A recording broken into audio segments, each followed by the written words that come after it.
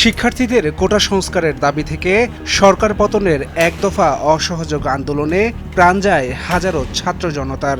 দৃষ্টিশক্তি হারানো সহ আহত হন 20,000-এরও বেশি মানুষ। এবার সেই আহতদের জন্য এলো সুখবর। সম্প্রতি আলোচনায় আসে জুলাই বিপ্লবে আহতদের পুলিশে চাকরির সুযোগ করে দিতে সোশ্যাল মিডিয়া অ্যাক্টিভিস্ট পিনাকি ভট্টাচার্যের আহ্বান। এমন পরিস্থিতিতে জুলাই বিপ্লবে আহত 100 জনকে পুলিশে চাকরি দেওয়ার কথা জানিয়েছে স্বরাষ্ট্র মন্ত্রণালয়। পুলিশ কনস্টেবল পদে নিয়োগ পেতেও যোগ্যতা অত্যন্ত গুরুত্বপূর্ণ। আগ্রহী প্রার্থীদের এসএসসি বা সমমানের পরীক্ষায় উত্তীর্ণ হতে হবে। ন্যূনতম জিপিএ 2.5 থাকতে হবে। আবেদনের জন্য বাংলাদেশের স্থায়ী নাগরিক ও অবিবাহিত হতে হবে।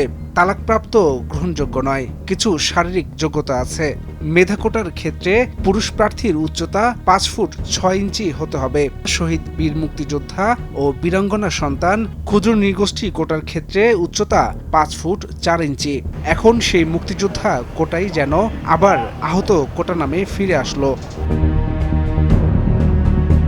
স্বরাষ্ট্র উপদেষ্টা লেফটেন্যান্ট জেনারেল মোহাম্মদ জাহাঙ্গীর আলম চৌধুরী বলেছেন, জুলাই বিপ্লবে বৈষম্য বিরোধী ছাত্র আন্দোলনে অংশ নিয়ে যারা আহত হয়েছেন তাদের কর্মসংস্থানের উদ্যোগ নেওয়া হয়েছে।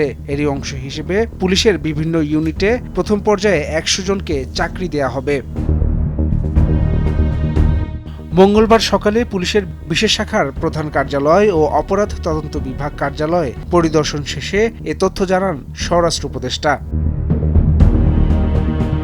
স্বরাষ্ট্র মন্ত্রণালয়ের এমন ঘোষণার পর আবারও সামনে এসেছে পিনাকি ভট্টাচার্যের আরও একটি পোস্ট, যেখানে পিনাকি লিখেছেন, জুলাই আগস্ট বিপ্লবে আহতদের পুলিশে চাকরি দেয়াটা চূড়ান্ত হয়েছে।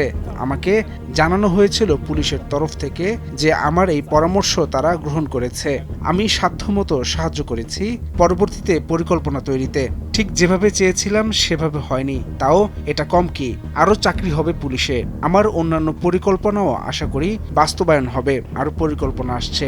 সঙ্গত কারণেই বেশিরভাগ পরিকল্পনা আসবে স্বাস্থ্য ব্যবস্থার। পররাষ্ট্র মন্ত্রণালয়ের বিষয়ে পরিকল্পনা আসবে 2 পর্বে। প্রবাসী কল্যাণ নিয়ে পরিকল্পনা আসবে।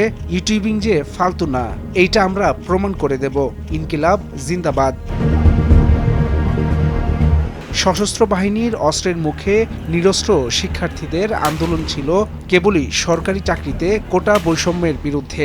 শিক্ষার্থীদের সেই শান্তিপূর্ণ আন্দোলন দমনে শেখ হাসিনা সরকার বেছে নেয় গণহত্যার পথ। পরবর্তীতে কোটা বিরোধী আন্দোলন রূপ নেয় সরকার পতনের এক দফা দাবিতে ছাত্র জনতার অসহযোগ আন্দোলনে। 5 আগস্ট গণ অভ্যুত্থানে পতন হয় স্বৈরাচার শেখ হাসিনা সরকারের। জুলাই বিপ্লবে ক্ষতিগ্রস্তদের পাশে দাঁড়াতে কাজ শুরু করেছে অন্তর্বর্তী সরকার। এগিয়ে এসেছে বিভিন্ন সামাজিক রাজনৈতিক সংগঠন। হাসান শাব্বির, ভোরের কাগজ।